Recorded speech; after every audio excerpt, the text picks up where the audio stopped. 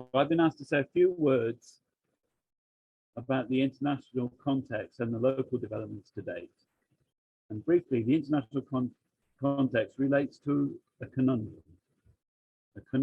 astutely framed, I believe, as an inconvenient truth by the former US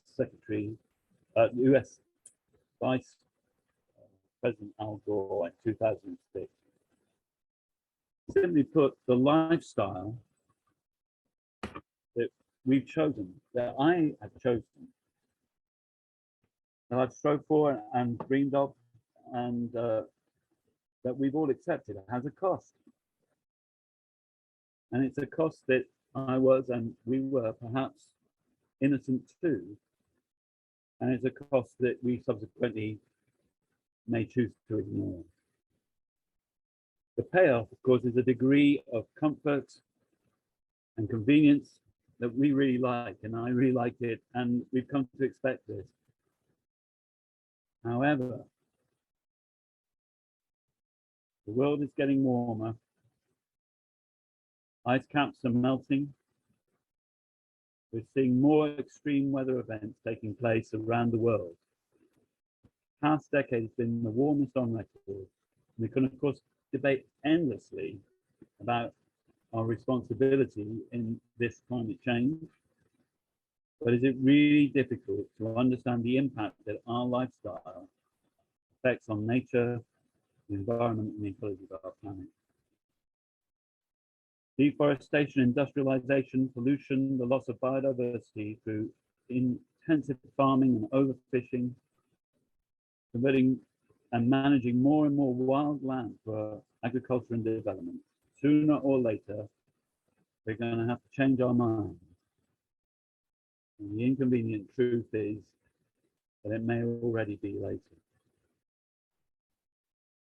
This is a quote from the UN in Paris in May 2019. Nature is declining globally at rates unprecedented in human history, and the rate of species extinctions is accelerating, with grave impacts on people around the world now likely. 1 million species are threatened with extinction. As the planet we live on gets warmer, these are the consequences. So the Intergovernmental Panel on Climate Change takes its reference period for pre-industrial levels of carbon as between 1850 and 1900. I think that's a rather generous place for them to begin, but that's what they call pre-industrial. And the increases we hear about, the 1.5 Celsius, etc., indicate global mean warming degrees above that pre-industrial temperature. 1 degree increase will mean that by 2030, there will be an increase of desert areas. Mount Kilimanjaro will lose all of its ice. The Gulf Stream will stop. Coral reefs, including the Great Barrier Reef, will be wiped out, and island nations will be submerged. Global mean warming reached 1 degree above pre-industrial temperature for the first time in 2015. 2 degrees, oceans turn increasingly acidic, devastating heat waves increase, Greenland will tip into inevitable melt, sea level rises will threaten coastal towns around the world, polar bears, walruses, and other Arctic creatures will become extinct. Drought, fire, and searing heat in the Mediterranean basin, and a third of the world's species will face extinction. 3 degrees, the Amazon ecosystem collapses, becoming savanna and desert. The Indus River dries up. Millions of climate refugees flee as deserts spread. Heat and drought shifts agriculture far north, and the world tips into food deficit. Conflict over food, water, and resources. Current policies presently in place around the world are projected to result in about 2.9 degrees warming above pre-industrial levels by 2100. So I made this slide, of course, before they announced that we were heading to probably towards 2.4, but you get the gist. We've already seen what 2 degrees and 3 degrees mean, and I'm taking these explanations of what will probably happen from Mark Linus, who has done a lot of work on the 6 degrees that he calls his book.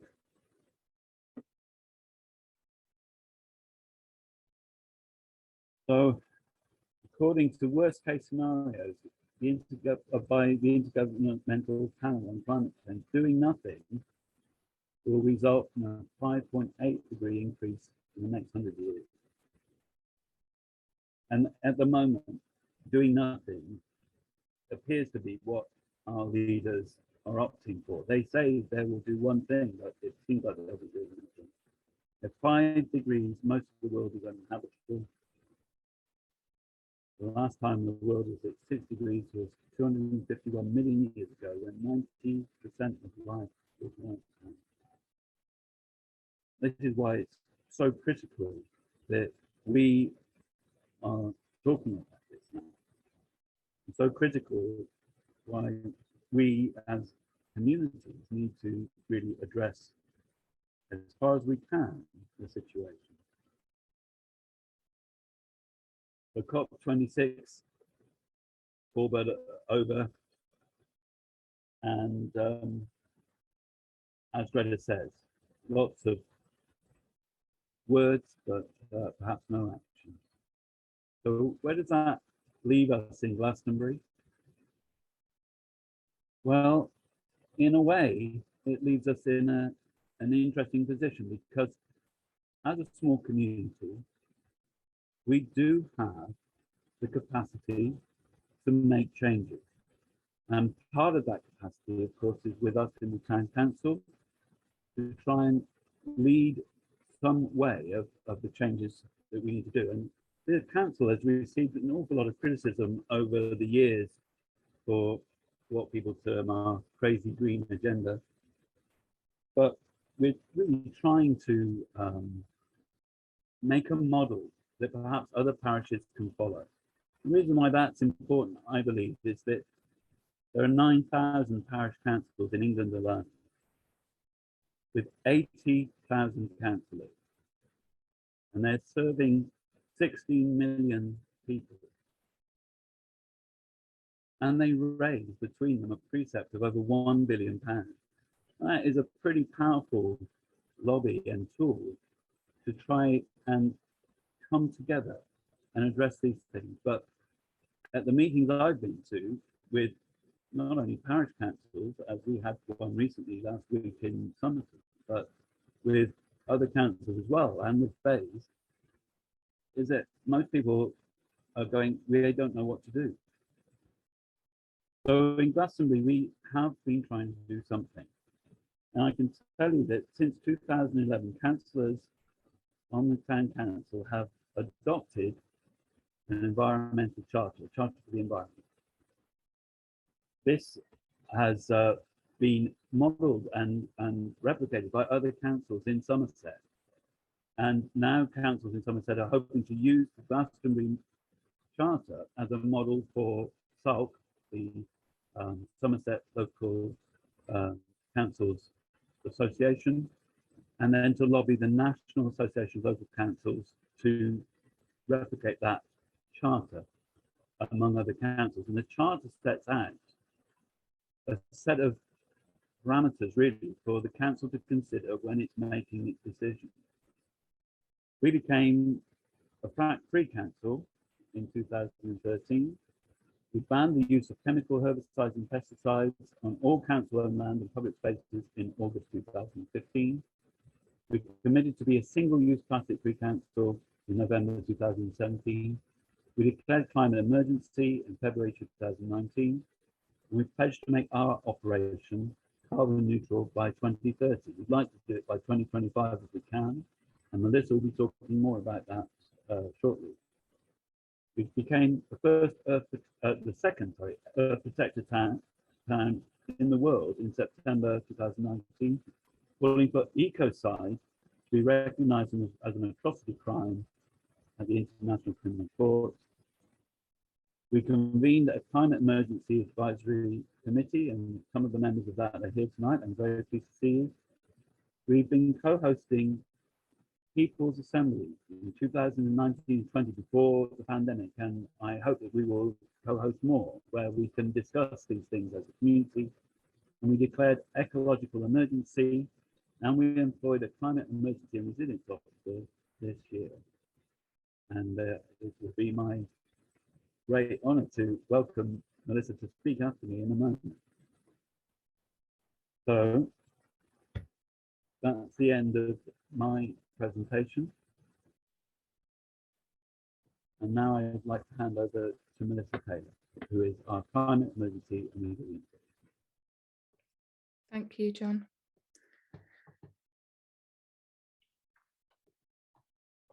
Okay.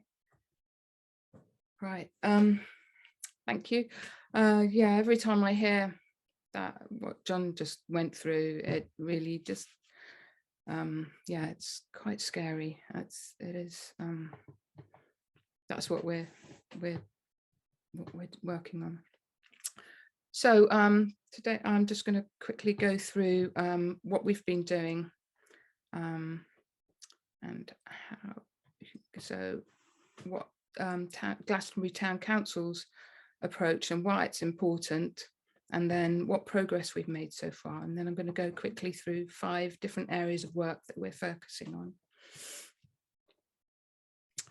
So as John said, there are 9,000 parish councils. I won't repeat that, but basically it identifies that the power that town councils have, and the fact that Glastonbury has prioritised environmental issues and has a passionate and active climate emergency group and a diverse and caring community that supports each other is a huge sort of benefit. So what have we done so far in order to try and get down to that zero carbon? We evaluated our carbon emissions. These are 2019 carbon emissions, so of Glastonbury Town Council's operations, not the whole town, just the town council's operations. If we look, so you can see a big chunk of electricity. In order to tackle that, we've switched to a renewable energy supplier. Then you can see gas is the big one. The heating of these big old listed buildings is the most challenging thing, and we've appointed a consultant to specifically look at the best solution for that, and he's working on that now. Water, waste, fuel, and then you can see the electric van has sort of saved 1 tonne. So it's still a long way to go, but the gas is the big one. But it's not just about carbon. I love this cartoon. It's from, I think it's 2009, from a previous climate summit, where sort of it just talks about there's so much more that we're talking about here, and that's why we're looking at 5 different areas of work. So we're cutting carbon emissions through a series of actions. So reducing, then decarbonising, and also through might be able to sequester some carbon through supporting nature. But we're also going beyond that in building resilience of the town by going further in supporting nature, influencing beyond the powers of the town council, and adapting. So I'll just go through each of those briefly. So by reducing, I mean basically just do less. Don't yeah, so it's the cheapest, the easiest way is just to stop doing stuff. Obviously lots of people are already limited in terms of but financially, and that's, you know, rather than buying expensive tech to try and solve the solution, actually finding ways of reducing your consumption can save you money as well. So things like insulating your buildings, only heating the areas that you're using, smaller, more efficient appliances when you replace them, reducing fuel use, so using vehicles less, walking, cycling, and reducing waste and resource. So the less you buy, the less waste you produce. I've put avoid cement because that's a real biggie in terms of materials if you're thinking of any building work. So there's different areas. There's the repair CAF, the support, the campaigning on walking and cycling, and also this work we're doing at looking how we can reduce the energy demand of the buildings that we have. Next, once you've done that, you've reduced your energy demand, then it's easier to decarbonize your supply. So you've got less energy to supply. So obviously we've started by switching the electricity, but we're looking at the building in terms of gas use. We're supporting a sort of bulk buy scheme for local solar panel installers. And as I said, we've got an electric vehicle to replace a van that was at the end of its life, but it's not a new electric vehicle because actually we don't need top of the range shiny new one. A second-hand one is very adequate to do the job that it needs to do around the town. Next, supporting nature. So as I said, there's been lots of tree planting, hedge planting, wildflowers. So there's lots of different food and sustainable food projects around Glastonbury. And then, of course, we've got the important role of our peatlands that surround us further, and the wetlands and ecosystems. So supporting all of that as far as we can. And then beyond that, obviously, the powers of the town council is limited, but beyond that, we can influence, we can support. So one of the things we did was hold an open day last week where we invited people to tell us what they're doing, and I'm collating all of that at the moment, and I'll report back on what we found. But so far, basically, there's a lot of really interesting stuff, and I'm sure it's barely scratched the surface. So I will look beyond that. And then also campaigning and lobbying, the important role that the town council has in lobbying government, but also as individuals have as well, and buying local goods and services, and procurement policies as well. We can influence by asking those questions of the people we buy things from, even if we may not be able to control, but we can also choose better options where that's feasible. And then finances as well, so things like pensions and where money is invested. Then the final area of work is adaptation. So as we've just been hearing from John, we may be in a situation where we're facing huge changes ahead. Whether we manage to reduce carbon emissions or not, we are going to be facing huge changes, and by building the resilience of the communities and the systems, then we're best placed to sort of cope with those changes. So, by focusing on adaptation, we're not giving up. We're not just building higher seawalls and installing air conditioning. We really need to be looking at transforming buildings, infrastructure, food systems, landscapes, and social structures as well. And also considering deep adaptation. So how do we ready our communities for troubles ahead? And obviously a lot of learning has come out of the COVID pandemic, and the support networks that have built out of that. So taking that further, how can we build on that, and also acknowledge our personal resilience? How do we work on our personal resilience by supporting each other and focusing on that too. So just to finish with this quote, millions of people are suffering right now. It's worse than we were told. We are now in danger.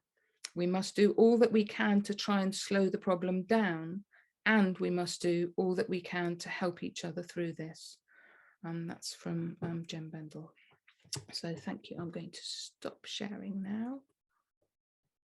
And I will pass on to Joe, who's going to be talking about agriculture. Let's see. Okay, thank you very much. That's great. I'll just get the show on the road. Fantastic. I'm going to talk a little bit about agroecology. Despite how it sounds, this isn't about a bunch of ecologists spoiling for a fight at COP26. So what is agroecology? Well, it's three different meanings, really. There's the science of agriculture and ecology and the way they interface. It's also about a bunch of farming practices, so things like permaculture, silvopasture, biodynamics, regenerative agriculture, organics. It's kind of an umbrella term, if you like, to embrace all of those different practical farming approaches. More than that, though, it's around a socio-political movement, around a whole bunch of people worldwide coming together to promote a change in the way things happen in farming and with our ecological relationships. So some of the common themes that come together, despite the various competing interpretations, are around, localism, buying locally and keeping money in the economy, around seeds and breeds, so land races, which is really about having locally adapted seeds rather than multinational genetically modified versions of seeds. And similarly with breeds, around going for native breeds and perhaps rare breeds that are adapted to the environment in which we're working with them. It's about appropriate scale. So, unlike on the sort of vast sort of prairie type landscape, which absolutely rely on hydrocarbon fuels for massive machinery, it's about having a scale that's appropriate and balanced to the capacity to produce in that area. It's about having nutritious food. So, the outcome ultimately is about feeding people well. It's about resilience, really, as Melissa was saying, about having the capacity to respond and adapt quickly or as flexibly as you can, a reasonably agile way as far as you can in farming. It's about building community relationships, interreliance on each other, acknowledging water and land rights, access rights to land and water, particularly globally, where there are land grabs and it's quite difficult to manage this issue. There's an emphasis on knowledge rather than necessarily on technological solutions. So, can we think this through rather than a quick fix? And it's about the right to food. About food sovereignty is one of the big buzzwords of agroecology, not just food justice, going beyond that, embracing different cultures and sharing with each other. And then the term I rather like, recuperative farming. Rather different to regenerative, but recuperative, when we think about how we recuperate, we get better from a sickness. And gradually, bit by bit, it's about recuperating and moving forward, going beyond sustainability, if you like, to something better. So those are just sort of some of the terms. If you wanted a full list of principles, the UN Food and Agriculture Organization website have got some, and the All-Party Parliamentary Group on Agroecology also have quite a useful sort of introduction to the principles of agroecology, which all leads quite nicely onto a sort of view of the complexity of policy when it comes to food and farming.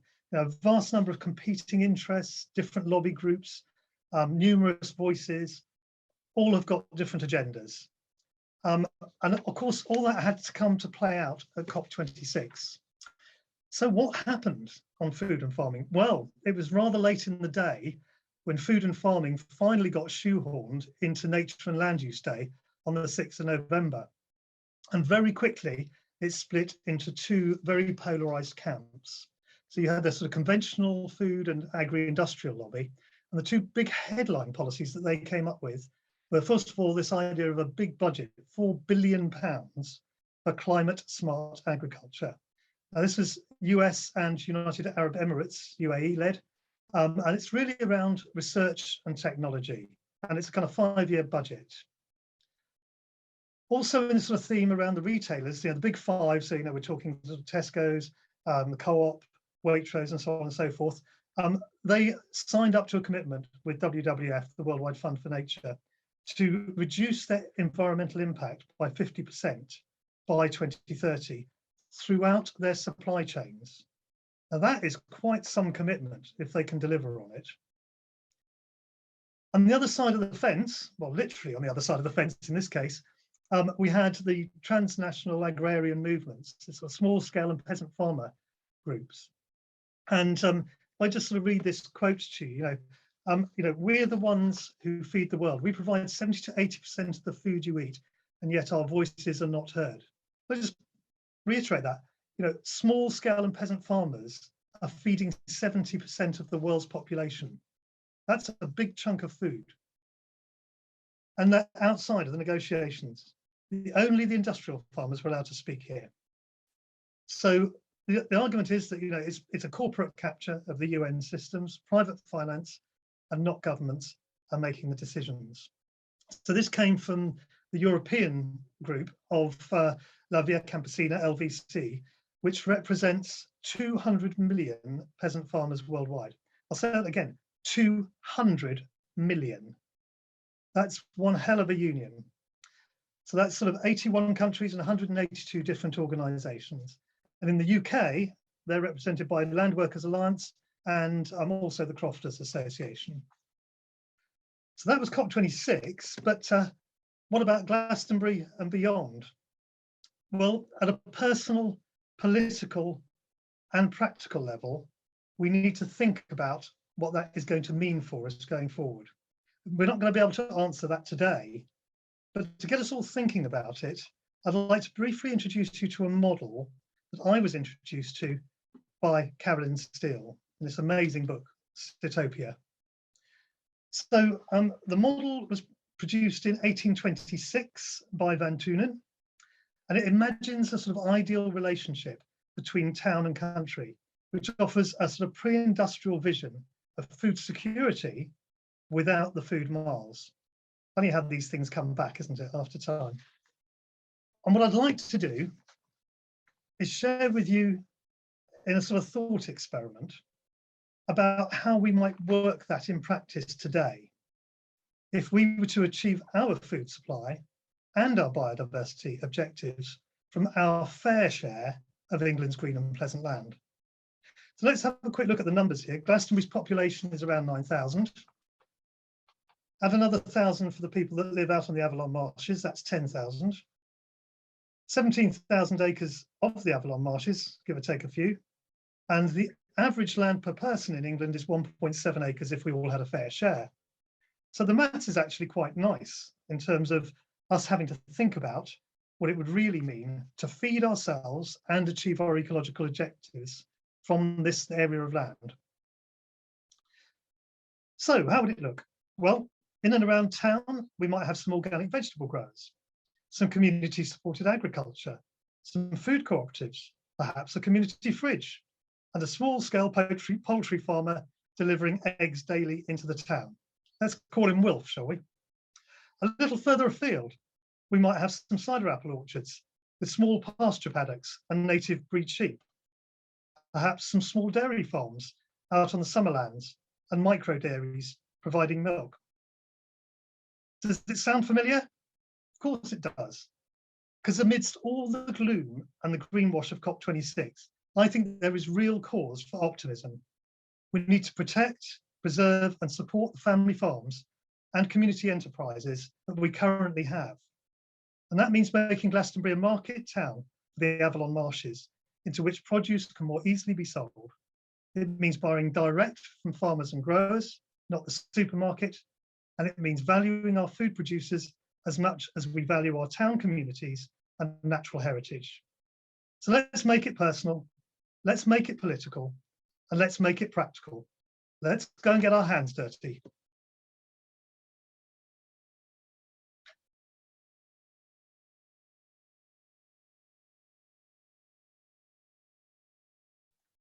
And with that, I'm going to introduce Gareth Lowe to speak next. Thanks very much, Joe, and always a pleasure to share a platform with you. Enjoyed that immensely, and full of practical solutions. I'm going to ask Melissa if you wouldn't mind sharing my PowerPoint. That would be much appreciated. So let me start by first of all introducing myself and my reason for wanting to speak to you here today. I was raised by a conservationist as a child, and I was taught in school about the greenhouse effect. So I knew the importance of the environment and the climate, and yet still I remained inactive professionally on that front until a couple of years ago, when, although I'm no expert, I approached my employer and said that I want to get more involved in this agenda. I work for Unite, one of the UK's largest trade unions, and now I'm pleased to say that I lead on this agenda for Unite within the Southwest. At the time that I had that conversation, although I don't think it was a result of this conversation, but more the general direction of travel, there were no other regional leaders on the environment within my organisation. And now there's an officer in a similar role in each part of the organisation. So I'm pleased to say I live here in Glastonbury and I also work in Bristol, two areas of the country, not just the country, I suppose, but the whole planet, that are leading the way in terms of rethinking our relationship with nature and how to best address the collective problems we face. Before I go into talking about the just transition, I'll just reiterate a few facts and supplement what John has already mentioned. I'm going to take mine from David Wallace Wells' alarming book, The Uninhabitable Earth. Although it's worth pointing out that any stats on climate change are speculative and they're prone to be outdated quickly. Climate change deniers and those who benefit from the status quo use that fact to conveniently defend their inaction or their failure to divert from a course of action that will see things get worse rather than better. Hopefully what these statistics will serve to remind us the severity of the task we're facing. Next slide, please. To the best of our knowledge, this planet has survived 5 mass extinction events from around 450 million years ago to the most recent around 70 million years ago. 4 of those 5 were directly related to climate change brought about by greenhouse gases. Each of these events wiped out between 75 and 96% of all species. And yet more than half of the carbon inhaled into the atmosphere by the burning of fossil fuels has been emitted in just the past 3 decades. So whilst the Industrial Revolution may have set us down this road, it's our very own lifetime's experiences that have seen us make irreversible changes. Next slide, please. The UN expects 200 million further climate refugees by 2050. If you take aside the environmental consequences, that prediction alone would be enough to radically change our lives, our jobs, and our society. And finally, one last stat. 100 corporations are between them responsible for more than half of our global carbon emissions. Put simply, we'll never know whether we're too late or not. What is clear is we can't look to COP26 world leaders or those in power alone to save us. There's an onus on us all to act. But where should we focus our efforts? Clearly, any solution to our malaise needs to be nuanced rather than just headline grabbing. Can I have the next slide, please? If we are to tackle the climate crisis decisively, there are 3 pillars in which we need to effect change: our personal lives, our work, and our wider society. Everyone in this meeting knows how to make positive changes in their personal lives. Be it by flying less or adopting a plant-based diet, we each need to individually do what we can to ensure that we are part of the solution and not the problem. Hopefully audience members were able to attend the Climate Resilience Day held here in the Town Hall on November the 9th to pick up more practical ideas and tips. And whilst it can take a while, we can change society via democratic means and casting our vote at the ballot box.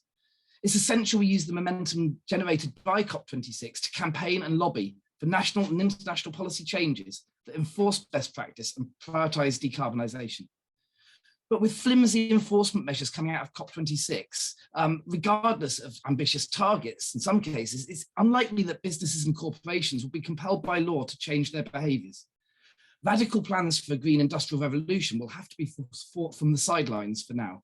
Instead, we can refocus on local and community initiatives like those you're hearing about this evening. Here in the UK, our outdated political system, the first past the post, only adds to the problem. With likely 3.5 more years of Conservative rule, and a government intent on eroding protections for workers, making no net commitment to the environment in a clumsy bid for growth. We acknowledge that the current economic model, measuring success via GDP growth, is unsustainable. This model relies on consumption, an area we all now acknowledge we need to rein in and cut if we're to get out of this mess. As far as climate justice is concerned, the sooner proportional representation is passed, the better. This innovation would move us one step closer to all our voices being of equal importance when attempting to change society and address our climate concerns. Yet many of us work, and through our jobs, we contribute more to global warming and a diverse range of environmental impacts, including our carbon footprint, than we do in our personal lives. For many, making positive changes in the world of work remains out of reach. Without tackling and greening employment, all our other efforts could be in vain. Short-termism is part of the problem here. Profits to drive shareholder returns are not brought from a long-term strategy that addresses climate. Can I have the next slide, please? So what do I mean by green jobs and just transition? Ultimately, what's required is a just transition for millions of workers to greener, sustainable, organised jobs. This needs to be delivered here in the UK by a government and business sector working together with one shared goal, ensuring we lead the way forward in the revolution, making holistic decisions where the environmental consequences are at least as important as the economic consequences. It's not enough to simply offshore carbon production. That is just passing the buck. And any airport expansion or growth projects need to be looked at critically with a long-term strategy in mind to meet targets to reduce emissions and move us towards that sustainable future. Now, you might expect me to say this given my job, but in spite of anti-trade union legislation, trade unions have a key role to play here. It's organised workplaces with recognition agreements that best allow employees to genuinely consult and in some cases negotiate with bosses on balancing those environmental concerns with those of job security and profit. Here in the UK, green reps are not on the same standing yet as health and safety reps. Those fighting for the planet's well-being need to be given the same legislative status as those protecting workers' well-being. Trade unionists understand the power of collective action and believe individuals can best tackle climate change when working together communally, as we're seeing here this evening. Environmental agreements can ensure workers' voices are heard as companies engage with the green agenda, and it's essential that workers have a seat at the table so we avoid greenwashing. Can I have the next slide, please? That's not the right slide. There should be a job creation slide. So I want to talk about job creation programs that could give us the best, quickest and greenest return on direct government intervention and investment in the economy. I'm talking about housing retrofits, carbon capture and storage, automotive, green shipping, gigafactories, aircraft replacement schemes, of course, renewable energy from solar, wind and tidal, and large-scale broadband rollout. All of these initiatives can pay for themselves in the long term with the right political will. And I'll focus on a couple of those tonight. So in the UK, the housing stock is one of the least efficient in the whole of Europe. There's much that we can do to clamp down on the 14% of this country's greenhouse gases emitted by our 27 million homes. And it makes financial sense. For every £1 million spent on the retrofit, 1.7 million is released into communities and throughout the economy. Most of that is as wages. An annual investment of just 470 million to retrofit UK homes, that's to remove planet-damaging heating and vastly improve insulation.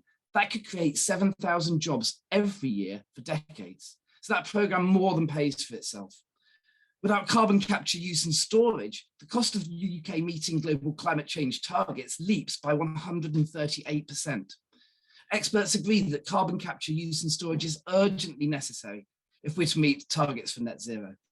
And in the UK, we could use our old abundant North Sea assets to lessen the environmental impact of decommissioning them for this.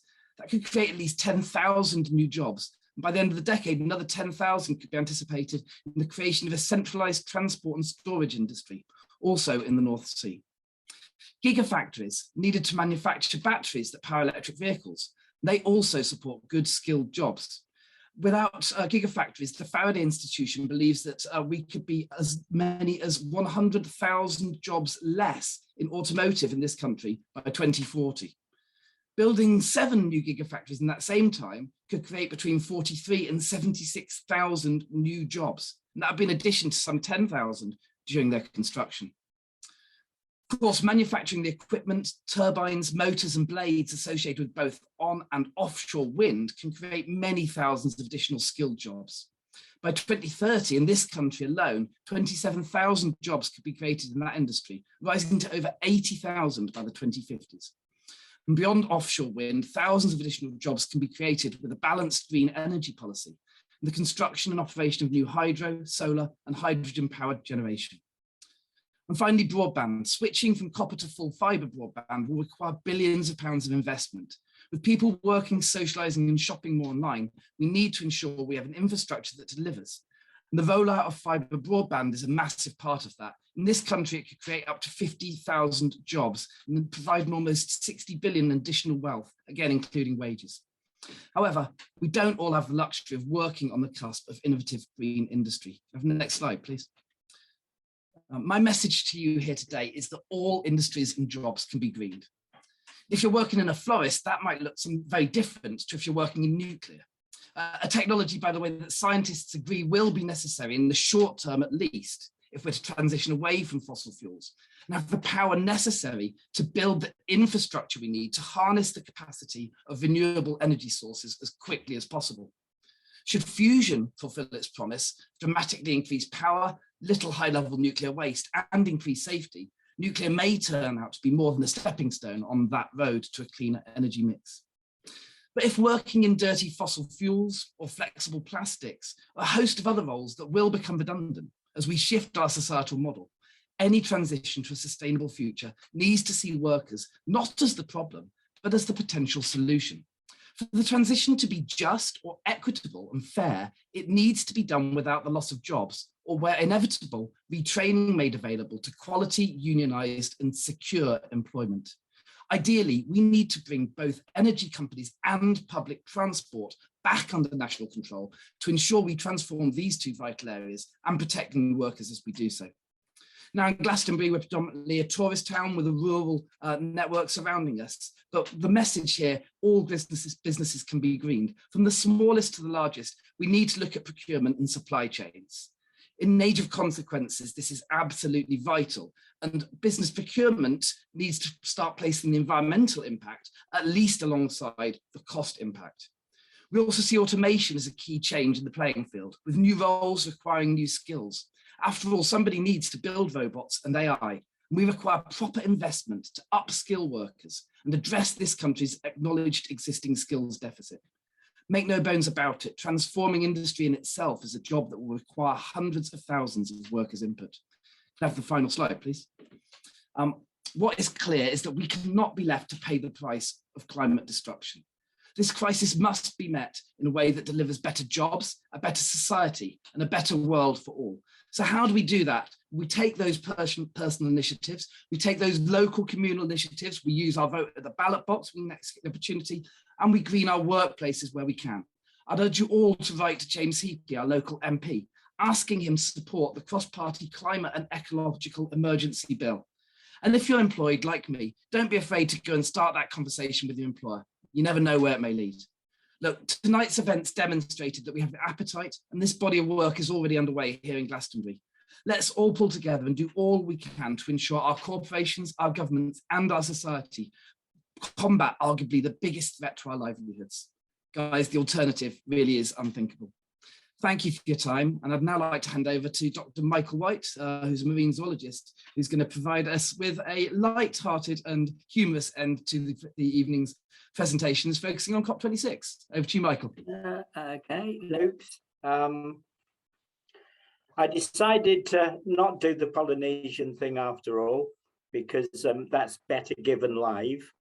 And so what I've done is I've looked at some COP26 things. I've looked at people.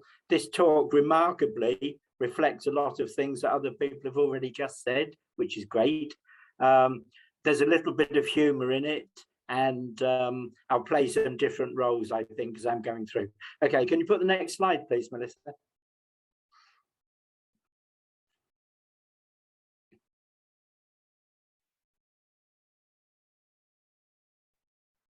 Okay, so as Greta Thunberg said, there was an awful lot of blah, blah, blah.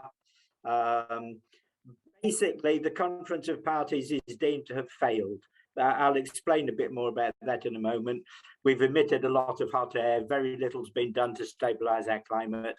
Vague promises to become carbon neutral by 2060, 70, perhaps never. No obligations. Just some sound bites, hopes, kicking the can down the road, anything but cutting back our fossil fuel use, and no thought of punitive measures against the polluters. Next slide, please. So, scientific world recognized some years ago that capitalism was a problem for nature. The economist said, look how great the GDP is, perpetual growth. Scientists said, but you are destroying the planet. This year, mainstream media noted that capitalism is destroying the natural world. Woohoo, at last, we said.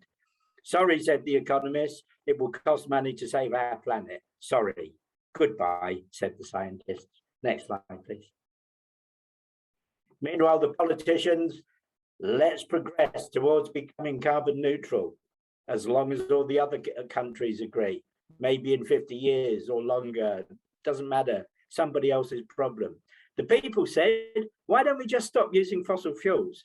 The politicians, we need fuel duty to pay for our Davos holidays. The people said, you can tax pollution, levy a carbon tax, polluters pay. And the politicians said, but they're our friends, they help us win the elections. Next slide, please. And what? Things will have to stay as they are, comfortable. Yes, comfort zones, perfect. And tell the people, change has a price for you lot anyway. So we're all in this together. We all signed the Paris Climate Change Accord in 2015. Now, Jack in the Green is our sort of nature guardian and the keeper of wisdom. He says, right, we're going to limit global temperature rise to 1.5 degrees C above pre-industrial levels. Now, I also use 1750 as the starting date, not 1850. So in 1750, atmospheric CO2 concentration was 278 parts per million. In 2021, in March this year, it was 417 parts per million, the highest in 5 million years. And we're already 1.3 degrees Celsius above the pre-industrial level. So we've got 0.2 of a degree to go then. Next slide, please. So the Paris Accord, 200 countries signed up. It was pretty much every country in the world in the end, which was great. Huge media fanfare, hand clapping, back slapping, probably some backstabbing, but job done. Each country wrote nationally declared contributions. So this was different from most other treaties. They asked countries to say, what will you do? Instead of coming up with a list of stuff and everybody signing up. So these NDCs, this is what we will do as a country to fix the climate change problem. They agreed to update these every 5 years. And so how many countries updated by 2020? About 70, right? We're on track then. And how many, this is my favorite, how many NDCs are consistent with staying within the 1.5 limit then? Jack says one actually, the Gambia. Ah, great, everything's good then. Next slide, please. So Boris over in Downing Street declared Great Britain will reduce greenhouse gas emissions 68% by 2030. Nice. How are we going to do that then? We've got 8 years, right? Jack in the Green says, yeah, reach peak fuel by 2025 and cut by 20% every year. And then Boris also says, don't forget carbon capture and storage, CCS, the market will fix it all. And the people said, we understand CCS works on a point source like a factory or a ship, but how are you going to suck exhaust fumes out of Glastonbury High Street? Where are you going to store all the carbon? Will CCS machinery use renewable energy? Next question, next slide, please. Now, this bit is factual. This is more or less what Melissa and the others have said. So for cutting emissions, use less fuel, plan your journeys, vehicles and machines well maintained, switch to less polluting fuels. So some things produce more CO2 than others, remove carbon from the atmosphere. Great, here we go, 1.5, here we come. Jack very helpfully says, carbon neutral means carbon molecules captured equals the greenhouse gases emitted. Every molecule counts. And that is true. So the way I look at this as a scientist is every molecule emitted worsens the problem. Every molecule saved eases it. Next slide, please. So if you haven't done your carbon footprint, it's really easy. You could just start by tallying your fuel use and then multiply by the emissions factors. So petrol, diesel, propane, all have different ones. Report the total as kilograms of CO2 E, and the E just means equivalent. So we can tally other things like methane or refrigerant gases using the same unit. Once you know how much you pollute, you can figure ways to reduce it. I reckon everybody's different. We all have different lives, all different priorities, but we all pollute in some way. Next slide, please. So this is, again, a very interesting thing. I've mentioned this to some of the people. So the quickest way to reduce greenhouse gas emissions is stop all wars, just stay home. Every bomb, bullet, whatever, any exploding munition produces greenhouse gases when it explodes. We use gazillions of litres of fossil fuels to keep wars going. Jack says, and very relevant, yeah, but military emissions are not included in the accounts. USA insisted these were off limits in the Kyoto Protocol, that was an older protocol, and then also missed off the Paris Accord. So you can pollute as much as you like and say it's national security. Yes, so that's where we are still right now. Next slide, please. So these are interesting. The US military admits it causes over 50% of global pollution. And the US Air Force is the world's single largest consumer of jet fuel. And so the people said, so staying home really would make a huge difference. Jack in the green, fortunately, because he's read the PDFs as well. And University in Boston has produced excellent science papers on the topic. So you can search for Crawford, and there's things about Pentagon and climate change and all sorts. There's a whole section called Cost of War Files. Next slide, please. So the biggest polluter. USA historically was the worst polluter. It started what they called the Great Acceleration in 1955, and that was when they began mass production of things, the consumer goods, plastics. In 2012, China overtook them in overall emissions volume, and the NATO media immediately and constantly says China is the main problem. China. That's all we ever hear. Well, that's not correct. And so Jack, fortunately, said USA is about 300 million people, China 1.4 billion. So as soon as you factor people back into that story, USA's per capita CO2 emissions per year are 17 tons, China's less than 8 tons, India's less than 4 tons. So that points to us having a personal carbon allowance each year. Next slide, please. This is something I've been looking at for a while, and I thought this is a fair way of how to fix the problem. So we've got almost 8 billion souls on Earth now. So we could all have a pollution allowance. We all get the same. How we use it is our own affair. So a starting value would be 2 tons of CO2e per person per year. And Jack very helpfully says that's 870 litres of petrol per year with an emissions factor of 2.3. However, for the climate and the science, we really need to be about 1 tonne per person per year, and that's going to be hard. So that would mean we could use 435 litres of petrol a year, and that's it. So anything else, we're part of the global problem. So we're looking really at climate justice, climate equity, whatever you like to call it. Next slide, please. Carbon tax. So this one I like as well.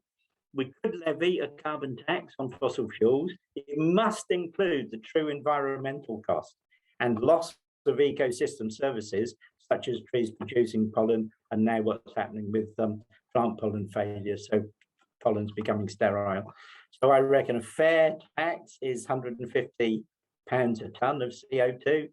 Anything above the personal tax allowance gets taxed, same rate for everyone. Carbon sequestration, tree planting, for example, once verified, so it's not just a paperwork exercise, can be used to offset the tax bill.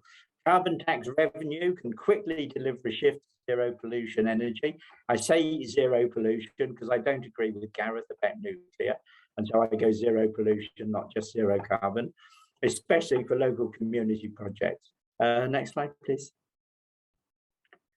So progress, yes, we've agreed to rename global warming global heating. Woo! We'll end deforestation globally by 2030. So Jack says that gives us 8 years to chop down all the world's trees before implementing the prohibition order. Boris fortunately says to show we're serious about China and climate change, I've sent an aircraft carrier fleet to the far side of the planet, burning gazillions of litres of diesel, emitting heaps of CO2. And Jack says 1 litre of diesel will give you 2.7 kilograms of CO2. And we assume this is also included in our 68% greenhouse gas emissions reduction by 2030. Next slide, please. Okay, now this thing, I came across this a couple of days ago. It's Beyond Oil and Gas Alliance. I'm not sure if they're going to, if they say BOGA or BOGA, but anyway, that's what it is. It's 8 core countries, including Wales. Costa Rica and Denmark have signed up to it. So the way this thing works, I looked on that website, and you have the core members, there's associate members, and there's a few more countries, and then there are friends of BOGA. And so Italy has sort of signed up there, but anybody can. And so maybe Glastonbury Town Council would think that would be a useful or sort of viable thing. And all you have to do is on the website, it's a declaration, and it's about 1.5 pages. If you agree with that, you can sign up for it. So London, Westminster isn't joining, so I guess they just want to keep polluting, fracking, opening the coal mines. Australia has just been placed at the bottom of 60 countries they surveyed for the climate policies. So Scott Morrison got absolutely roasted when he got back to Canberra, lying at the G20 in Rome, and then in Glasgow at COP26. And Greta Thunberg, very correctly, castigated the UN summit for Northern Hemisphere greenwash, which absolutely it is. Okay, so can you go on to the next slide, please? We're almost done. Okay, so was it green? No, it was twice as polluting as COP25 in Madrid and 4 times more polluting than Copenhagen in 2009. Estimated carbon footprint is expected to be over 100,000 tonnes of CO2 for that event, which is the equivalent to emissions for 10,000 British houses in a year. Susanna's just asking to get let back in again. Down there. Last slide, or next slide, please. Okay, so in a nutshell, rich countries praise the Scottish Convention for its great progress. They're very pleased with business as usual. The poor countries are dismayed, especially with no reparations for climate damage. And the 100 billion promised by last year, not a cent of that has shown up. So that was what the rich countries were supposed to pay. The most common word from national delegates at the end was disappointing. Very disappointing, amazingly disappointing, unbelievably disappointing, particularly disappointing.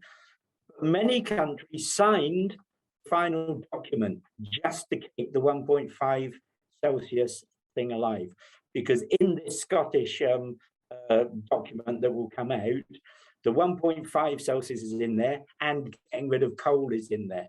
So they said, we don't agree with this, but we're going to sign it to keep it in. And President Alok Sharma said he's deeply sorry and ashamed. So he was actually in tears, bless him. And so that's it. Last slide, please.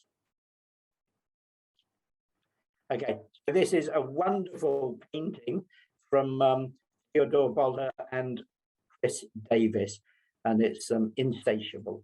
And so there we are, humans lovingly caring for our planet. So that's me done. Thank you.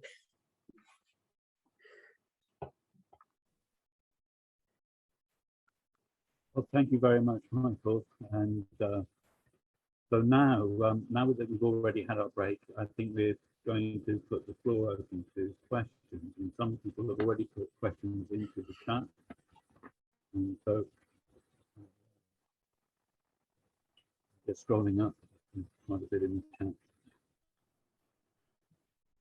So I am slightly unsure if we want to just have people put their hands up to re-ask the questions they put in the chat, or whether we take them from the chat. So I'm looking to you, Melissa, for your thoughts on this. Yeah, that could work if you could read out a name of someone who's asked a question and they could put up their hand and speak it. maybe. So the one I can see quite quickly is from Nick Kennedy, who seems to have 3 questions there. I'll still try to get Suzanne back into the room. So, Nick, are you happy to voice your questions to us?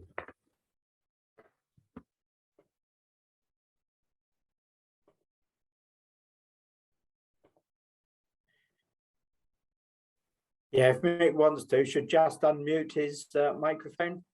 I think there's a note in the chat that says Mick can't access his video or Okay. so we'll have to read them out, John. Yeah. Okay.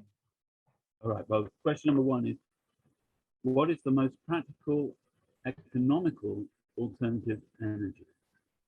And I'm not sure which to start on that, but part of my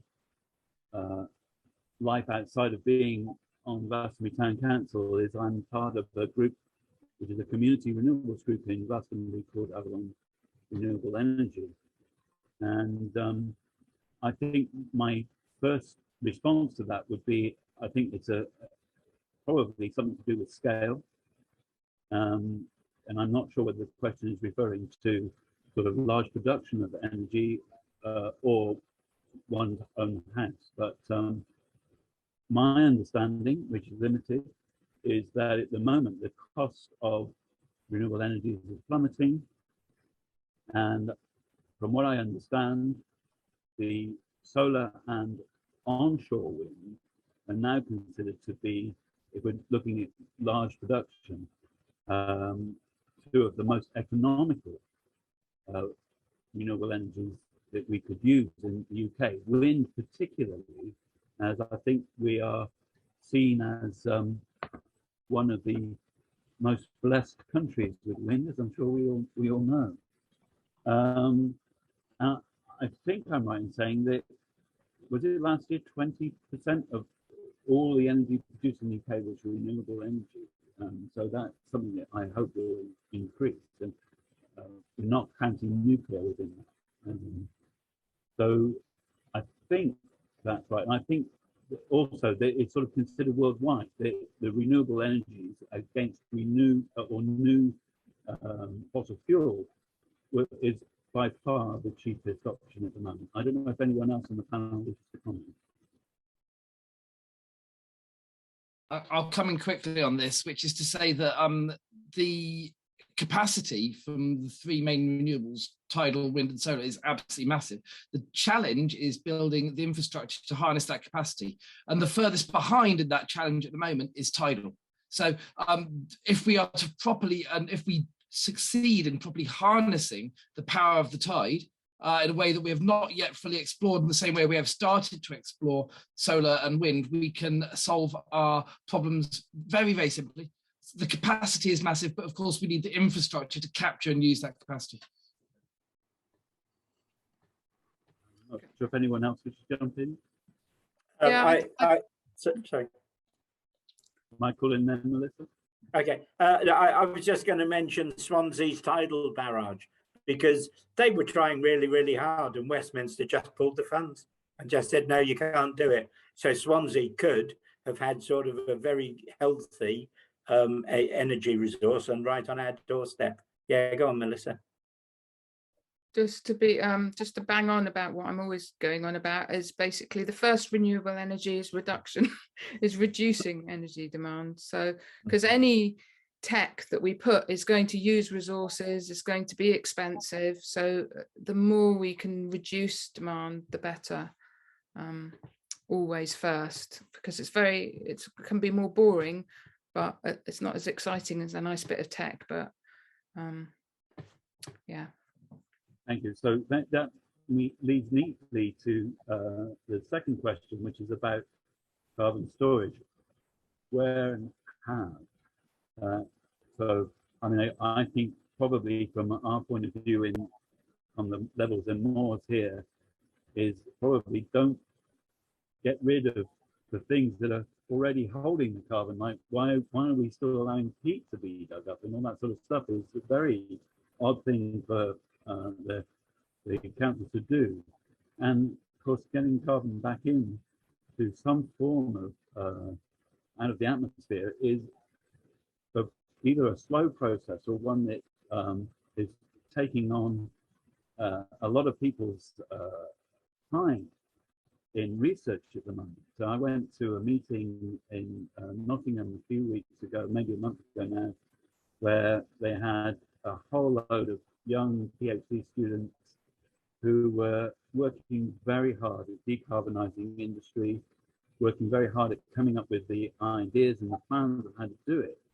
And quite remarkable things, but all in development, not things that are currently happening, but I think possibly with the impetus will be.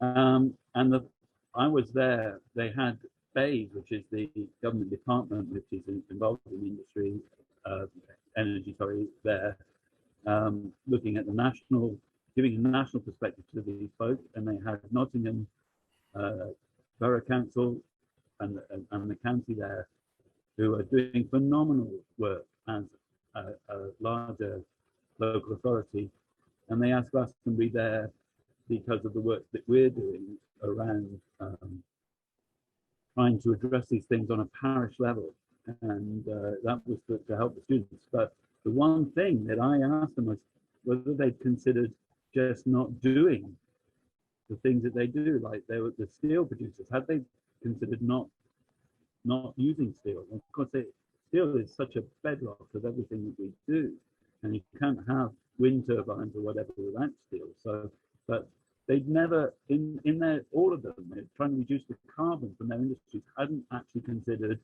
whether or not they should reduce the amount of stuff they're producing as an industry. They're just looking at how to get the carbon out. So there's a lot of issues around carbon storage and all that sort of thing. I'll hand over anyway. What's going on? I'll come in next if that's all right, Chair, which is just to say quickly, when I talk about carbon capture, use and storage, carbon capture use is the biggest component of that. And when I talk about the cost of the UK decarbonising without carbon capture, use and storage rocketing by 138% earlier, I don't have the breakdown of the stats, but I believe a lot of that will be off the back of carbon capture use. Put simply, carbon capture storage is quite expensive and energy inefficient.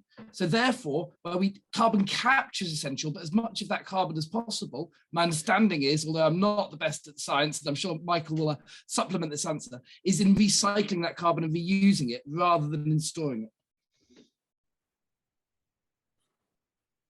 Joe? Yeah, thank you. It's quite an interesting theme in relation to farming and agroecology and where we are in this part of the world. Because we talk a lot about planting trees and carbon capture and carbon credits and such like, but we have real potential for carbon sequestration in soils and soil building, particularly in permanent pastures and across the West Country, where most of our farming is primarily livestock farming. So without advertising too many books, there's a fantastic book called Cows Save the Planet, which identifies how appropriate livestock farming can help build soil structure quickly, improve soil fertility, and capture and retain carbon much better in some ways than planting trees, which then actually die and then release the carbon again. Definitely worth thinking about as we go forward. Yeah, great. I'll just add a comment about carbon capture and storage. So Edinburgh University, since 2005, have had the world's first professor of carbon capture and storage, Stuart Hazeldine. And so I watched an interview the other night, and he's had 4 major projects that could have been running, and each time Westminster has blocked them. So the latest one was Acorn, it was called. So they were going to use some of the old offshore oil and gas places to put it. Downing Street said, no, we're going to give it to some English firm. But basically what he said, and he's got a whole stack of PhD students as well, and they're all ultra keen. And he said, we could have had this thing working since 2005. You know, it was fully costed, good science, all the rest of it. And Westminster just said, nah, not you, you know, we want it here. But yeah, he's worth following up. But the world's first professor in carbon capture and storage. One thing that people go on about a lot is planting trees.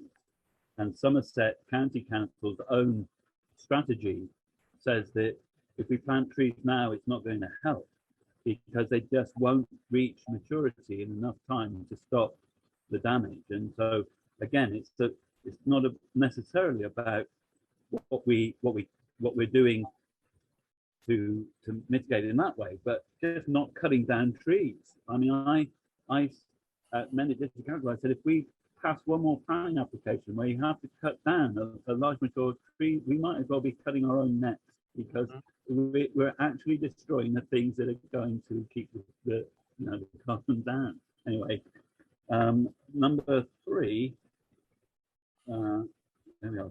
Publicly clear advice on retrofitting homes, and this is so true. And the inefficiency of homes is quite remarkable. But another town council who in Somerset, I'm very pleased to say Somerset's got 3 extraordinary town councils at the moment. Bruton is one of them, Broome being another.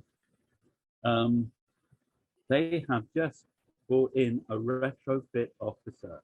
His name is Justine Mallinson. She spoke at the Scott Plus event that happened in Somerton the other day.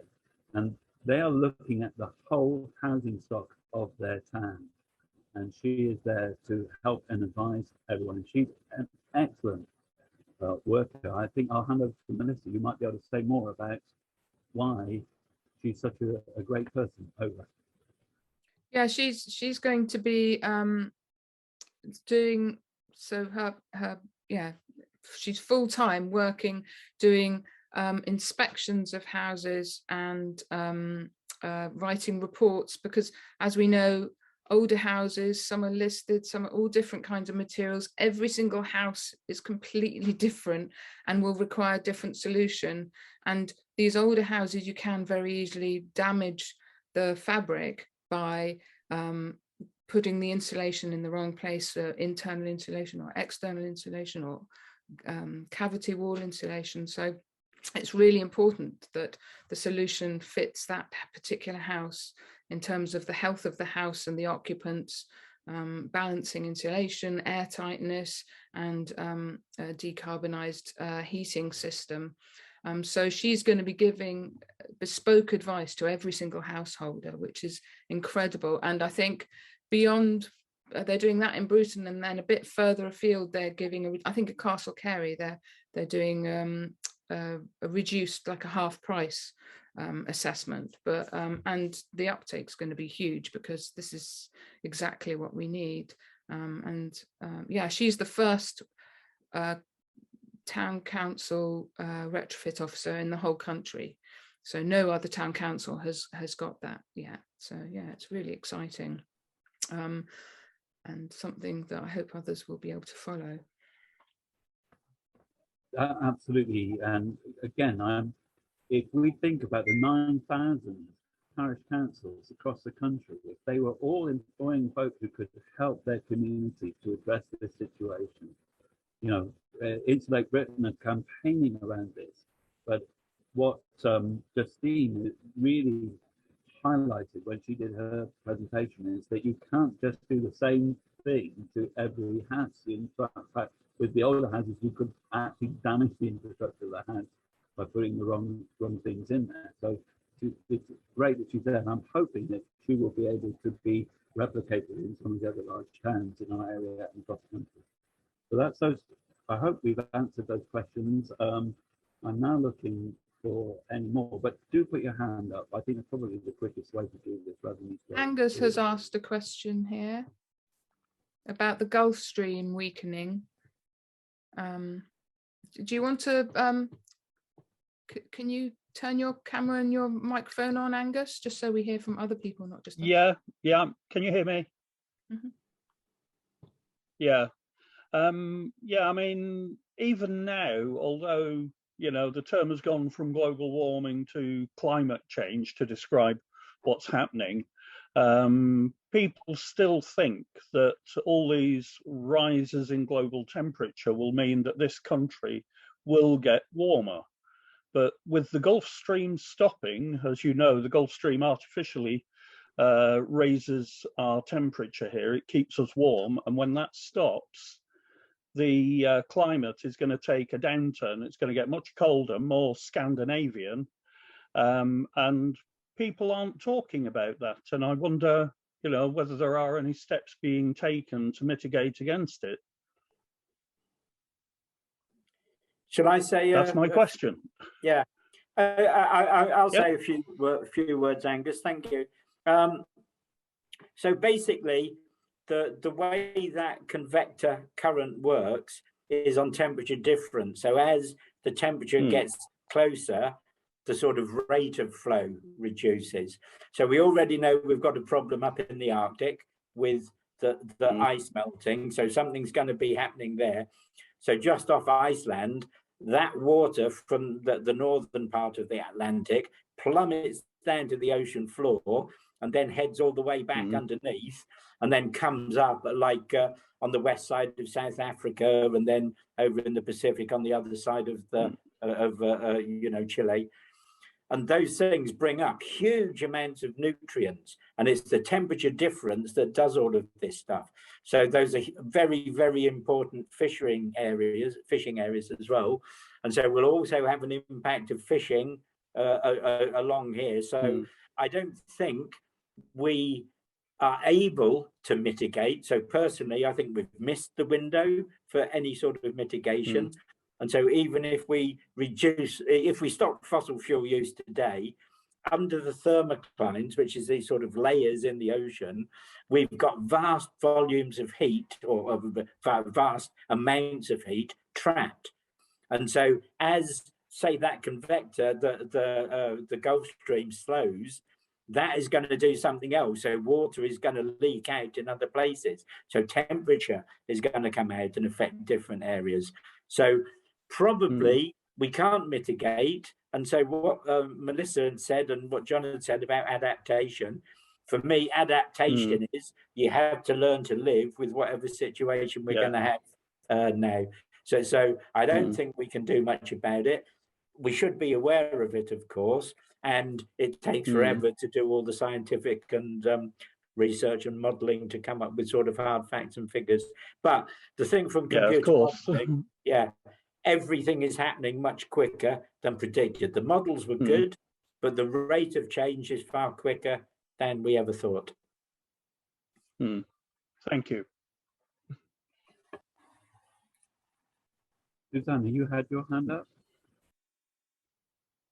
Yeah, thanks. This is one for Gareth, really, because I'm just thinking, I'm retired now, but I got sort of kicked out of my last job because I started saying I want to drive less, and the job was supposedly teaching, but it was actually 80% driving and 20% teaching, and they just thought I was being difficult. But I think that it's really important to give a voice to workers who start saying, how can we reduce our driving? And I think at the moment the thing about working from home has become like a big thing, but I'm just wondering how unions can support workers to for it to be like a national campaign to let's not drive unnecessarily.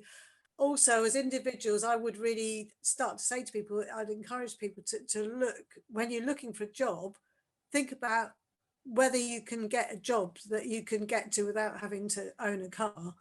And thirdly, I think, I mean, obviously, you probably all know I campaign a lot about the massive HGVs on our roads that actually make it really difficult to use the roads for cycling and walking and so forth. Even just walking to a bus stop is difficult, or taking the kids out.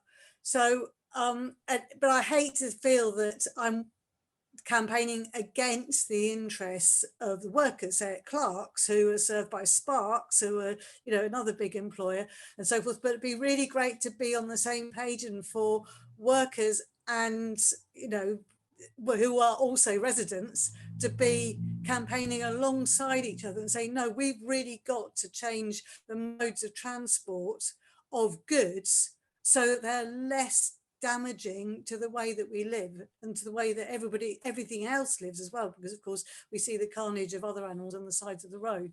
So yeah, that's really my point. It's like saying to Gareth, like, is there any way that we can start a sort of a workers' campaign to improve that? I'll respond to that directly, and thanks for the question, Susanna. Yes, we can. And you've phrased the question specifically around transport, but I'll sort of answer in the more generic, and I think all of these apply to transport, Susanna. It is different in every business and every workplace, right? And what I'm talking about, getting recognition agreements in place, is going to work for a medium or large scale business in a way that it's probably not for your 1-2 man operation, right? Where the conversation is going to be potentially less formal, potentially quite different. But Melissa's already made the point, and it's been made a couple of times this evening. The first and easiest way to stop negative impacts on the environment, this applies to work transport as well, is to stop. Right. So look at your business model. Is it possible to actually reduce the amount of travel, to stop traveling entirely? If it's not, then can we reduce? Reducing is the next step. But in the larger companies, what we're seeing is workers being completely apart from the decision-making processes around environmental issues. So you see companies appointing directors of sustainability, which sounds fantastic, doesn't it? We've got a director of sustainability and we've got an environmental board. But if those environmental boards and those directors of sustainability aren't actually being scrutinized by the workers, if they're not being held to account by the workers, if the workers don't just have a seat in an observing capacity on those boards, but also have a voice and a vote on those boards, then we see greenwashing, and we see it time and time again. So to avoid that in larger companies, what we need to do, because legislation in this country doesn't currently protect us here, is we need to look to get recognized and get organized, and then take that recognition, that organization, and say, what can we do on the environmental agenda with this? Now, Unite's solution to that is green reps or environmental reps, call them what you will. And they can work quite closely with health and safety reps. And in some smaller workplaces, they might even be health and safety reps wearing 2 hats, because there's a large degree of overlap in those 2 roles. But the idea is that if companies are genuine about their climate ambitions, then they will be prepared to enter into recognition agreements, enshrining this kind of cooperative working relationship with their employees. And if they're not, and if they're just telling you that it's going to be the director of sustainability telling you top down what they're doing, be suspicious and interrogate them more. And look, we need to try and get workers' seats at the table, and we need to ensure that workers' interests are protected.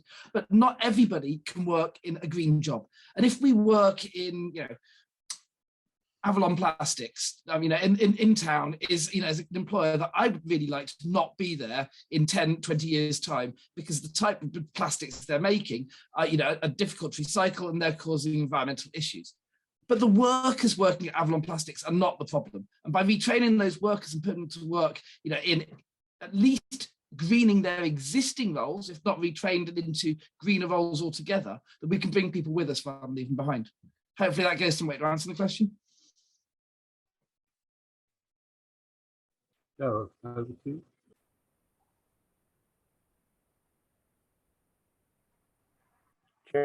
Joe, over to you. Thank you. I just want to pick up on the theme that Gareth and Susanna have raised there, really.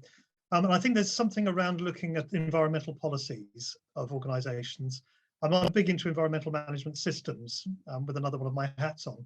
And if one thinks about policies, and I mean the real policy as opposed to what's on the website, perhaps, but as a potential employee, if you're looking at them, at the kind of bottom end, you've got the out-and-out criminals, but above them, you've got people who are operating at risk. And actually, that's what we all do at some point. We all believe in complying with the law, but I bet most of us have actually done a bit of speeding at some point in our time, in our lives, even if we didn't get caught and get points. So that's when we're operating at risk. So we're sailing a bit close to the wind. And I think a lot of companies are doing that. They're sailing a bit close to the wind without actually wanting to be out-and-out criminal in their behaviour.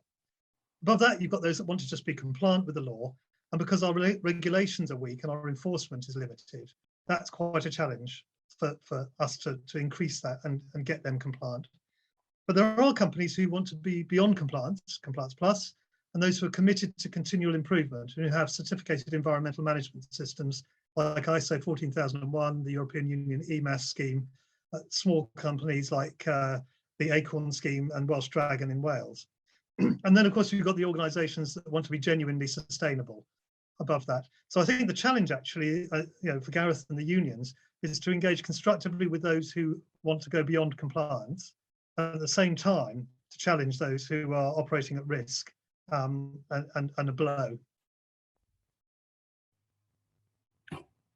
I'll just make one point in on that. It's sort of slightly off that topic, but that is some companies are happy to pollute because the fines cost less than the cost of fixing the problem.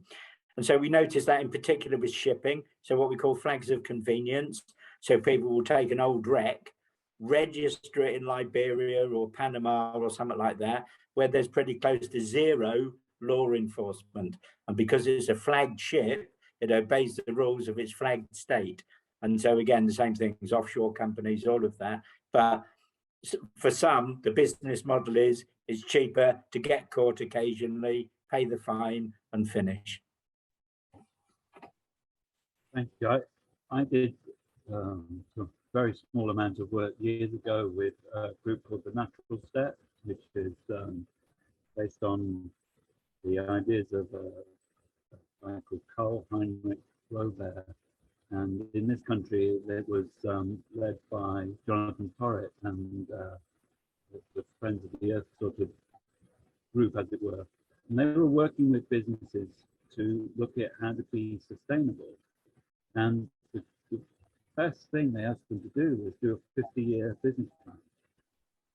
And most of the companies realized that they were not sustainable when they looked at 50 years into the future, particularly anybody related to anything to do with oil because of Marion Hubbard's peak oil.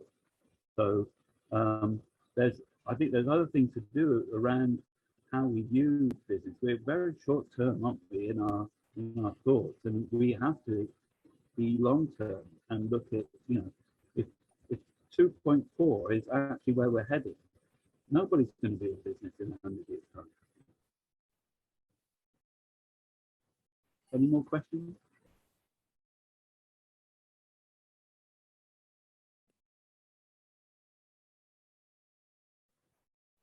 I'm not sure whether there were any other in the chat.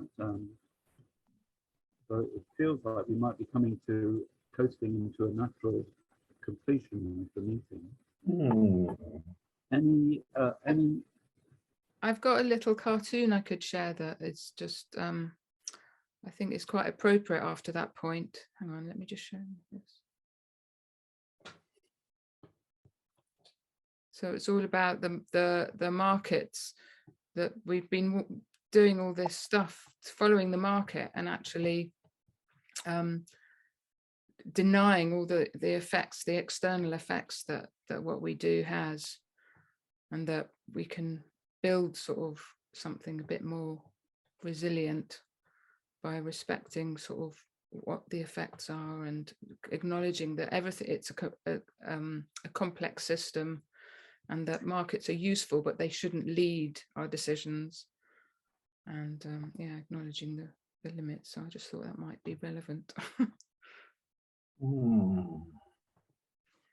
Just stop sharing. Yeah, sorry. Yes, we can make. Sorry, Peter, you were asking if we can make URLs of all the slides. Do you mean that you can access them online?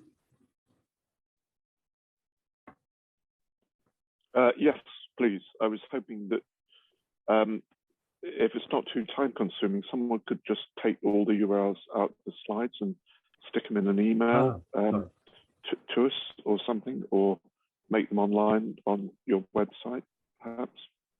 I'm sure that we could do that. I think we'll make all of the slideshows as well available somewhere. But now, just as we're summing up, I would love to know, I see there's some other things in notes. Any reflections on tonight's Zoom meeting? Please, Jonathan. Very good. While I'm speaking, if I may say so. Thank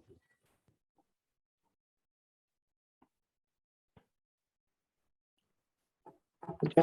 Just have one quick comment on the sort of COP process, and that was the indigenous people. So we've seen lots of really nice photographs of the feather headdresses and everything else. And once again, the indigenous voices have to be heard. So this will be somewhere inside that Glasgow declaration or whatever. But you're talking about the market, talking about the blah, blah, blah, and all the sorts of rules and regulations and the bargaining and the carbon offsetting. And it's like I said in the town hall the other day, it's like, tell that to the fisherman who's sitting under the coconut tree on the beach. It doesn't mean a thing. You know, it's just hot air. But the people say, look, we want the fish. We want to fish sustainably. We want the corals. We want the coconuts. We want all of this stuff. So their voice still isn't in these things that we need to come out of. You know, I know Glastonbury's had some pretty good track records over the years with different indigenous groups. But for me, that worldview is very, very healthy, because it's about living in balance with the world. They do things wrong for sure, and they cut things down that they oughtn't at times, and mostly that's to sell. But the general philosophy is very much earth first. So people are part of the ecosystem. And so that's the bit that most Western societies have missed, that we think we're somehow sort of separate from it. Okay. And Susanna. Sorry, yeah, just got a proposal. I've thrown this proposal around quite a few times over the last couple of years, but if anybody else is up for opening a shop in Glastonbury that sells local produce, I'm really keen. I feel too old to do it off my own back, but I'd really like to contribute. I'm writing a business plan and all the rest of it. So if you hear of anybody who wants to do it, I'd really, really like to get together and do that. Great, thank you.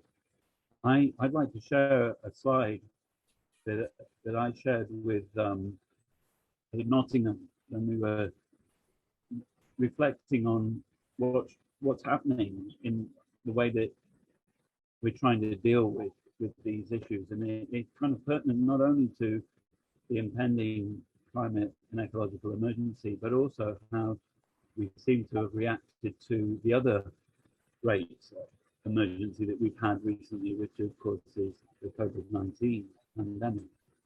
And I wondered whether this was pertinent.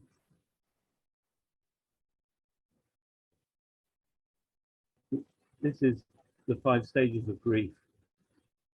And I think that if you think about what's happened around climate emergency, denial, we all remember, I remember one of the councillors coming to council chamber with a copy of the Daily Mail saying, there is no such thing as climate change, it says so in the Daily Mail. And denial, and then anger, and bargaining and depression. And it strikes me that as a world community, perhaps more so for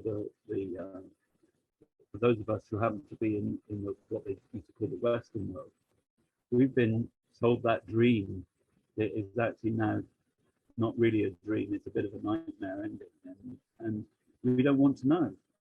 We're in denial about the fact that there's a climate emergency, that climate change has anything to do with us. There's still a lot of people who are like debating whether or not we have any input, which is why I think in a way we need to look at the wider thing from not just carbon.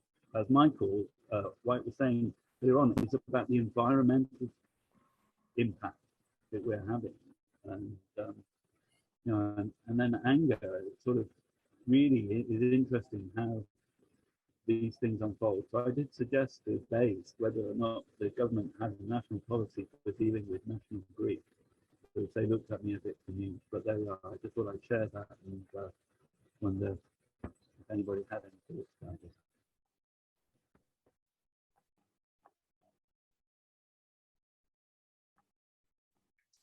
Well, that's an area that really interests me. So yeah, and I think those 5 stages we're told that those are actually the 5 stages that someone experiences when they're told they're terminally ill. So they're not actually, when you're grieving the death of somebody afterwards, you don't, and actually that's more like what we're experiencing now, is we know that the planet is terminally ill. So it's quite, and it's also, we don't necessarily go through those stages in that order. We might be feeling them all at once. And I'm constantly feeling myself, I want to deny it. I'd love to deny it. And I have looked for any excuse to, or any evidence that it's all wrong and it's not going to happen. So we're constantly usually weaving our way in and out of all of those emotions and many others as well. So I think, yeah, and it drives our behavior. We may not be aware of it. So I think it's quite, yeah, it's an important thing to raise. One of the things I thought was quite astute about, sorry, Joe, about the transition town process was building resilience, which of course is part of the antidote to these things, is how resilient we are to it. That is why the town council have in your job description, Melissa, resilience as well as climate emergency. Over to you, Joe. Yeah, thank you. Just conscious we're coming to the end of the talk, and I feel far too often we focus on the problem, which we understand quite well, and we need to just remember to focus on all the brilliant things that are happening, particularly in our community. There's so much positive and creative talent out there, so much energy and commitment, so much determination, so many actions that are happening on the ground every day around us. We just need to remember that, refocus, energize, get out there, do it and enjoy it. Yeah, I like that idea, John, of people's assemblies as well. So when I was first out in the Pacific Islands, we used to have meetings regularly, every couple of months, and the whole community would turn out and we would just sit. We'd have a feast afterwards, but we would say, okay, these are the things we're thinking of doing. What do you think?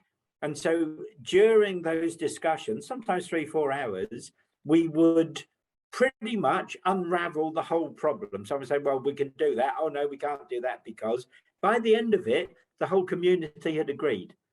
And so I think Glastonbury is absolutely in the right sort of frame of mind to be able to do that. And you can have different topics at different times. So who was it? Susanna, I think, was talking about sort of the transport or whatever. I mentioned to Melissa, why don't we have like an electric bus going to Tesco's and B&Q, just like this sort of shuttle bus, all of these sort of things, so you don't need all the cars. And there's a lot of potential, and people in the community have got great ideas. I talk to good people every day. Can I just share, based on, to follow on from what, particularly what Joe and Michael just said, can I just share a poem with you, a Mary Oliver poem, which I think is really relevant. Joy is not made to be a crumb. If you suddenly and unexpectedly feel joy, don't hesitate, give into it. There are plenty of lives and whole towns destroyed or about to be. We are not wise, we are not very often kind, and much can never be redeemed. Still, life has some possibility left. Perhaps this is its way of fighting back, that sometimes something happens better than all the riches or power in the world. It could be anything, but very likely you notice it in an instant when love begins. Anyway, that's often the case. Anyway, whatever it is, don't be afraid of its plenty. Joy is not made to be a crumb. Oops.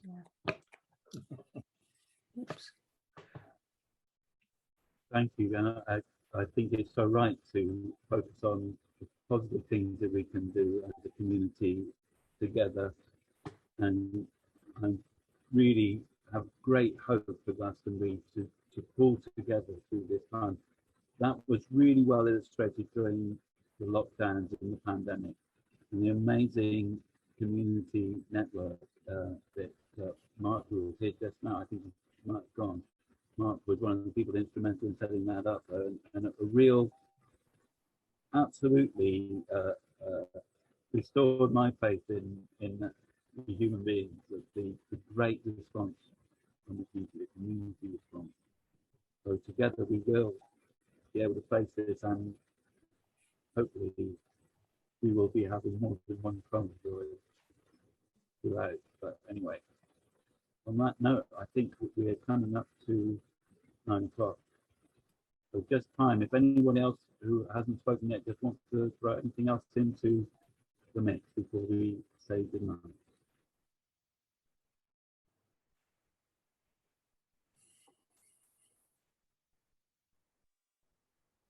Angus. Yeah, I just wanted to say thank you to all the speakers.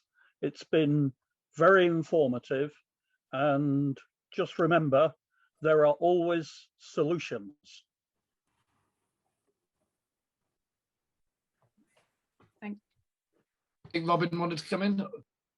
Yeah, just echoing the same thing, really. There are many things that are already, there is a Project Drawdown, is a charity based in London that's funded by some of the heavyweights worldwide, and there already is a plan for how we could become carbon neutral in a very short space of time. So all the reasons, all the things that we could do, the cost that it would be, how we would go about doing it is all there. We just need to harness that and sort of get on board with that, and then move the whole of the whole of the worldwide population towards that. So the answer is there. There's a lot of doom and gloom and a lot of COP26 is failing and this and that and the other, but actually the solutions are there, and we have the power to just get on with it and move it forward.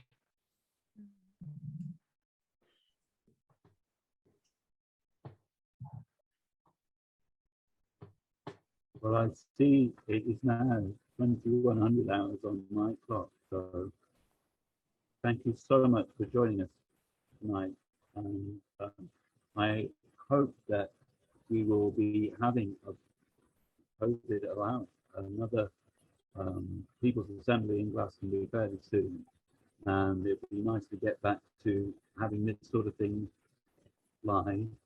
But I hope too that we might have more Zooms, because obviously some people it's much easier to get to a Zoom than perhaps getting to an event. So thank you all for coming, and I will now say thank you to Melissa Taylor and to Gareth Lowe and to Joe Joseph and to Dr. Michael White. Thank you so much for input. Thank you, folks. And Thank you. good night. Thank you, Chair. Cheers all. Yeah, awesome. Thank you. Yeah, thank you, everybody. Thank you for coming. Thanks.